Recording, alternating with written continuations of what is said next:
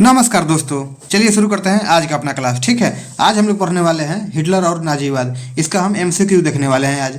कल के वीडियो में हमने इसका थ्योरी क्लास करा दिया है। अगर आप लोग नहीं देखे होइएगा तो जाके प्लीज़ कल का वीडियो देख लीजिएगा। ठीक है, चलिए आज का क्लास हम शुरू करते हैं। तो देखिए दोस्तों, आज का हमारा पहला सवाल, हिटलर का जन्म कहाँ पे हुआ था। ठीक है, तो ऑप्शन ए में है जर्मनी, ऑप्शन बी में है इटली, सी में है जापान और डी में है ऑस्ट्रिया। ठीक है, तो हमने आपको कल क्या बताया था, कल के क्लास में हमने आपको बताया था कि हिटलर का जन्म 20 अप्रैल 1889 को ऑस्ट्रिया के ब्रौना नामक एक शहर में हुआ था, एक साधारण से परिवार में हुआ था। ठीक है, इसलिए इसका आंसर क्या हो जाएगा, ऑप्शन डी हो जाएगा। ठीक है, तो आप लोग इसी बात का ध्यान रखिएगा। देखिए दोस्तों, आज का हमारा 2 नंबर सवाल, इसमें क्या कह रहा है, नाजी पार्टी का प्रतीक चिन्ह क्या था। ठीक है, तो ऑप्शन ए में है लाल झंडा, बी में है स्वास्तिक, सी में है ब्लैक शॉट और डी में है कबूतर। तो ठीक है, तो बताइए कि इसका आंसर क्या हो जाएगा। तो देखिए, नाजी पार्टी का जो प्रतीक चिन्ह था वह स्वास्तिक का चिन्ह था। ठीक है, इसको हिटलर ने अपनाया था। ठीक है, ये बात आप लोग ध्यान रखिएगा। आइए आज का 3 नंबर सवाल देखते हैं, इसमें क्या कह रहा है। देखिए, मीन कैंप किसकी रचना है। ठीक है, मीन कैंप किसकी रचना है। ऑप्शन ए में है हिटलर की, बी में है मुसोलिनी, सी में है स्ट्रेसमैन और डी में है इनमें से कोई नहीं। ठीक है, तो क्या होगा इसका आंसर, आप लोग बताइए। तो हमने कल के वीडियो में बताया था कि 1923 ईस्वी में, डेट याद रखिएगा, 1923 ईस्वी में हिटलर को जेल हो गया था और उसी जेल में इसने अपना आत्मकथा लिखा था जिसका नाम मीन कैंप है। ठीक है, तो किसका है, तो हिटलर का है। ठीक है, ये बात आप लोग ध्यान रखिएगा। इसका आंसर हो जाएगा ऑप्शन ए नंबर। आज का हमारा 4 नंबर सवाल देखिए, इसमें क्या कह रहा है, जर्मनी का मुख्य औद्योगिक क्षेत्र क्या था। ठीक है, आप लोग बताइए। ऑप्शन ए में है अल्सास लॉरेन, बी में है रूर और देखते हैं नीचे, सी में है बर्लिन और डी में है इनमें से कोई नहीं। ठीक है, ऑप्शन आंसर तो ऊपर ही है, बताइए इसका आंसर क्या हो जाएगा। इसका आंसर जो होगा अल्सास लॉरेन। ठीक है, ए वाला जो ऑप्शन ए है, यह जर्मनी का जो था मुख्य औद्योगिक क्षेत्र था। ठीक है, और रूर क्या था, तो जर्मनी का एक मुख्य कोयले वाला क्षेत्र था। ठीक है, ये बात आप लोग ध्यान रखिएगा।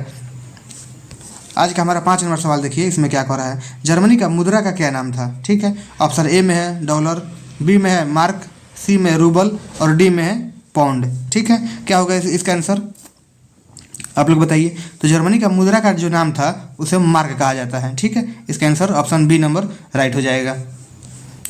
आज का हमारा 6 नंबर सवाल देखिए दोस्तों, इसमें क्या कह रहा है, हिटलर जर्मनी का चांसलर कब बना। ठीक है, ऑप्शन ए में 1934 में, बी में 1935 में, सी में 1939 में, डी में 1933 में। ठीक है, क्या होगा इसका आंसर, आप लोग बताइए। इसका सही आंसर हो जाएगा ऑप्शन डी नंबर, यानी 1933 ईस्वी में हिटलर जर्मनी का चांसलर बनता है और 1934 ईस्वी में हिटलर जर्मनी का प्रधानमंत्री बनता है। ठीक है, पूरे विश्व इतिहास का थ्योरी क्लास इसी चैनल पर करा दिया गया है। ठीक है, आप लोगों से रिक्वेस्ट है कि एक बार जाकर प्ले लिस्ट में पूरा विश्व इतिहास जरूर देख लीजिएगा, जिससे आपको एग्जाम में कोई दिक्कत ना हो। ठीक है, आगे देखिए। आज का हमारा 7 नंबर सवाल देखिए, इसमें क्या कह रहा है। यहाँ देखिए, हिटलर ने नेशनल सोशलिस्ट पार्टी या नाजी दल की स्थापना कब किया था। ठीक है, तो बताइए कि क्या होगा इसका आंसर।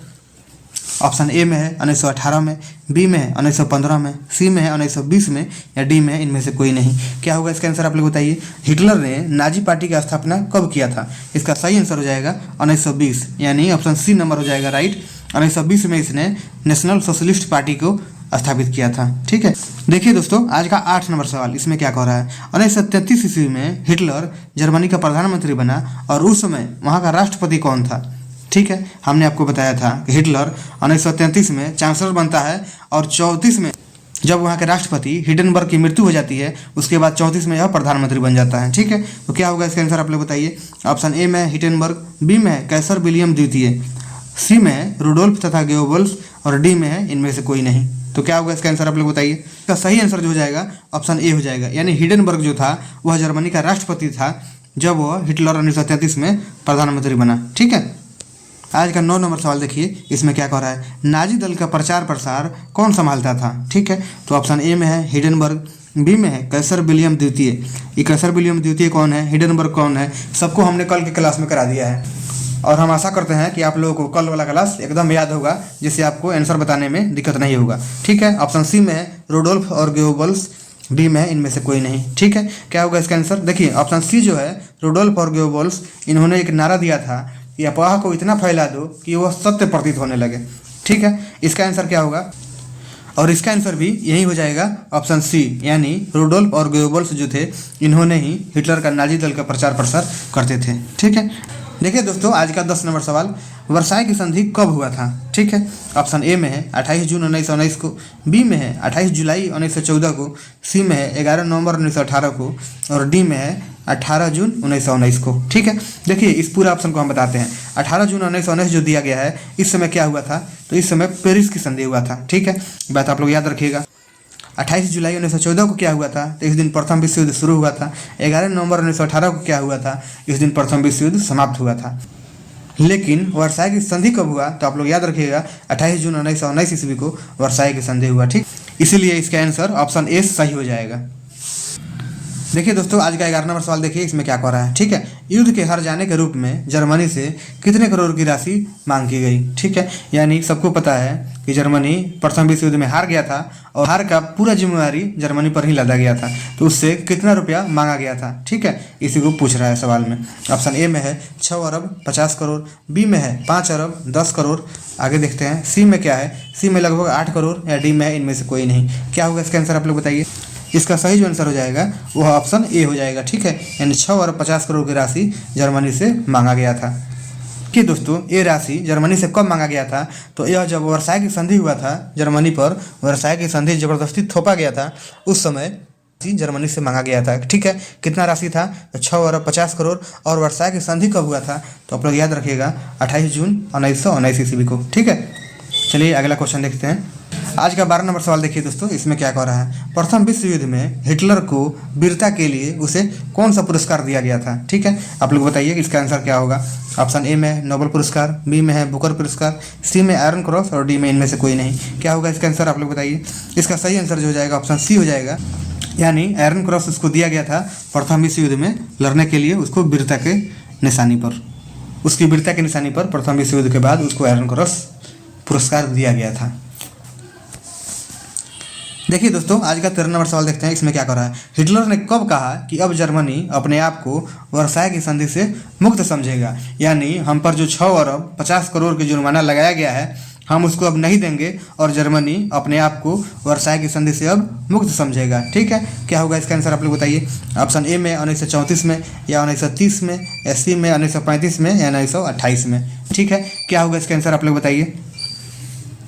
इसका सही जो आंसर हो जाएगा ऑप्शन सी नंबर हो जाएगा। ठीक है, यानी 1935 में हमने आपको बताया था कि जब 1934 में वो प्रधानमंत्री बनता है, उस समय वह वर्साई की संधि को मानने से इनकार कर देता है। ये इसका आंसर क्या हो जाएगा, option C number right answer हो जाएगा। ठीक है, आगे देखिए आगे क्या है। आज का 14 नंबर सवाल देखिए दोस्तों, इसमें क्या कह रहा है। हिटलर ने जर्मनी और पोलैंड के बीच 10 वर्षीय अनाक्रमण संधि कब किया? ठीक है, ये सवाल आपसे पूछ रहा है कि हिटलर अपना देश जर्मनी से पोलैंड के बीच 10 वर्षीय अनाक्रमण संधि कब किया, यानी वो कहेगा कि हम पोलैंड पर अगले 10 वर्षों तक आक्रमण नहीं करेंगे। ठीक है, और पोलैंड हमारा साथ दे। यहाँ ऑप्शन देखिए 1934 में, या 1930 में, या 1935 में, या 1928 में। ठीक है, क्या होगा इसका आंसर आप लोग बताइए। तो यह हिटलर जो पोलैंड के साथ संधि करता है, यह 1934 ईस्वी में करता है। ठीक है, इसका आंसर ऑप्शन ए सही हो जाएगा। देखिए दोस्तों, द्वितीय विश्व युद्ध जब शुरू हुआ था 1939 में, तो इसका मुख्य कारण यही था कि जर्मनी का पोलैंड पर आक्रमण। ठीक है, हम लोग जब कल के क्लास में द्वितीय विश्व युद्ध पढ़ेंगे तो हम लोग उसको चर्चा करेंगे। ठीक है, आज के लिए अगर अच्छा लग रहा होगा तो प्लीज़ सब्सक्राइब कर दीजिएगा। आइए नीचे क्वेश्चन देखते हैं 15 नंबर। आज का सवाल इसमें क्या कर रहा है। पेरिस शांति सम्मेलन कब हुआ था? ठीक है, ऑप्शन ए में 1914 में, बी में 1918 में, सी में 1919 में, और डी में 1920 में। ठीक है, क्या होगा इसका आंसर आप लोग बताइए। तो इसका सही आंसर जो हो जाएगा वह 1919 ईस्वी हो जाएगा। ठीक है, लेकिन अगर आपसे पूछ देगा कि वो डेट बताइए, डेट क्या था जिस दिन पेरिस शांति समझौता हुआ था, तो आप लोग याद रखिएगा 18 जून 1919 ईस्वी को पेरिस शांति सम्मेलन हुआ था। ठीक है, आइए आज का 16 नंबर सवाल देखते हैं, इसमें क्या कह रहा है। देखिए दोस्तों, टोटल हमने 20 क्वेश्चन लिया है। हम आशा करते हैं कि आपको काफ़ी अच्छा लग रहा होगा। अच्छा लग रहा होगा तो प्लीज़ सब्सक्राइब कर दीजिएगा। देखिए यहाँ पे 16 नंबर सवाल में क्या कह रहा है। पेरिस शांति सम्मेलन में फ्रांस का प्रतिनिधित्व किसने किया था? ये सवाल आपके बीपीएससी टीआरई 2023 में पूछा गया है। ठीक है, तो आप लोग विश्व इतिहास पर काफ़ी ध्यान दीजिएगा, क्योंकि आपके टीआरई में यानी बीपीएससी टीआरई में विश्व इतिहास से, आधुनिक भारत से, प्राचीन इतिहास से और मध्यकालीन इतिहास से, यानी इतिहास का जो 4 भाग है, चारों भाग से आपको सवाल पूछा जाएगा। ठीक है, तो आप लोग चारों को पढ़ना है। इसी चैनल पर इतिहास के चारों भाग को एकदम विस्तार से पढ़ाया जाएगा। ठीक है, तो पढ़ने के लिए चैनल को सब्सक्राइब कर दीजिएगा। ठीक है, यहाँ पे यहाँ देखिए, पेरिस शांति सम्मेलन में फ्रांस का प्रतिनिधित्व किसने किया था? ऑप्शन ए में विल्सन, बी में लॉर्ड जॉर्ज, सी में क्लेमेंसु और डी में इनमें से कोई नहीं। क्या होगा इसका आंसर आप लोग बताइए। इसका सही आंसर ऑप्शन सी हो जाएगा, यानी जो क्लेमेंसु लिखा गया है इसने पेरिस शांति सम्मेलन में फ्रांस की ओर से प्रतिनिधित्व किया था। ठीक है, देखिए दोस्तों, आज का 17 नंबर सवाल देखिए, इसमें क्या कह रहा है। 14 सूत्री कार्यक्रम किसके द्वारा प्रस्तावित किया गया था? ठीक है, DSSB TGT में यह सवाल पूछा गया है।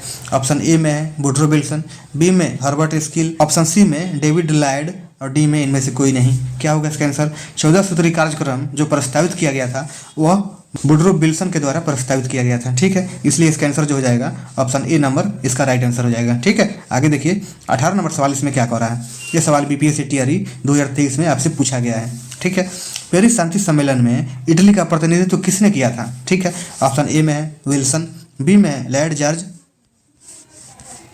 सी में क्लेमेंसु और डी में आयरलैंडो। इटली का प्रतिनिधित्व किसने किया था? तो इसका राइट जो आंसर हो जाएगा ऑप्शन डी हो जाएगा। ठीक है, यानी आयरलैंडो के द्वारा इटली का प्रतिनिधित्व किया गया था। यहाँ नीचे देखिए कि पेरिस शांति सम्मेलन जो है ये काफ़ी महत्वपूर्ण है। ठीक है, आप लोग उसका डेट भी याद रखिएगा, 18 जून 1919 ईस्वी को पेरिस शांति सम्मेलन हुआ था। ठीक है, इसमें कौन से देश थे और नेतृत्वकर्ता कौन थे, इसको हमने यहाँ पे आपको बताने का प्रयास किया है। ठीक है, यहाँ पे देखिए, यहाँ पे टोटल मुख्य 4 ही देश थे जिसको यहाँ पे लिखा गया है। यहाँ देखिए दोस्तों, कौन से देश थे और नेतृत्वकर्ता कौन था। अमेरिका की ओर से किसने नेतृत्व किया था? उसका नाम वुड्रो विल्सन था। ब्रिटेन की ओर से लॉर्ड जॉर्ज था। फ्रांस की ओर से क्लेमेंसु था और इटली की ओर से आयरलैंडो था। ठीक है, ये सवाल काफ़ी महत्वपूर्ण है, एकदम मतलब इंपॉर्टेंट में इंपॉर्टेंट है। ठीक है, आप लोग पूरा इसको विस्तार से याद कर लीजिएगा। ठीक है, कॉपी में नोट्स बना लीजिएगा और याद कर लीजिएगा। आज का 19 नंबर सवाल देखिए दोस्तों, इसमें क्या कह रहा है। कई जर्मन वासियों का मानना था कि जर्मनी का प्रथम विश्व युद्ध में पाया जाना या वर्साय की अपमानजनक संधि के लिए कौन जिम्मेदार था, यानी डैश जिम्मेदार था। तो आप लोग बताइए कि जर्मन वासी मान रहे थे, हमने कल के क्लास में ही पढ़ाया आपको कि जर्मन वासी को मानना था कि जो इसमें वाइमर गणतंत्र है, ऑप्शन सी नंबर वाइमर गणतंत्र है, इसी के चलते हम पर वर्साय की संधि जर्मनी पर किया गया था, या जर्मनी को प्रथम विश्व युद्ध में हार का मुंह देखना पड़ा था। ठीक है, तो क्या होगा इसका answer? Option C number right answer हो जाएगा। ठीक है, ये बात आप लोग ध्यान रखिएगा। आज का अंतिम क्वेश्चन देखते हैं, 20 नंबर, इसमें क्या कह रहा है। आज का 20 नंबर सवाल देखिए दोस्तों, इसमें क्या कह रहा है। नवंबर का अपराधी किन्हें कहा जाता है? ऑप्शन ए में रूसी को, बी में है यहूदी को। ठीक है, यहाँ पर सी में ऑप्शन देखिए, सी में यूरोपीय को और डी में है वाइमर गणतंत्र को। तो नवंबर के अपराधी वाइमर गणतंत्र को कहा जाता है। ठीक है, ये बात आप लोग ध्यान रखिएगा। इसका आंसर हो जाएगा ऑप्शन डी नंबर। सवाल में क्या है, नवंबर के अपराधी किसे कहा जाता है? ठीक है, इसका राइट आंसर हो जाएगा ऑप्शन डी नंबर। ठीक है, अच्छा लगा होगा तो लाइक कर दीजिएगा, सब्सक्राइब कर दीजिएगा। कल के क्लास में हम लोग क्या पढ़ेंगे, तो द्वितीय विश्व युद्ध कल हम लोग पढ़ेंगे शाम को 5 बजे। ठीक है, और कोशिश हम करते हैं कि हिटलर से अभी तक जितना सवाल पूछा गया है उसको हम कल पहले करा देते हैं, उसके बाद मंडे से हम लोग द्वितीय विश्व युद्ध की ओर अपना रुख करेंगे। ठीक है, आज के लिए धन्यवाद। अच्छा लगा होगा तो सब्सक्राइब कर दीजिएगा। ओके।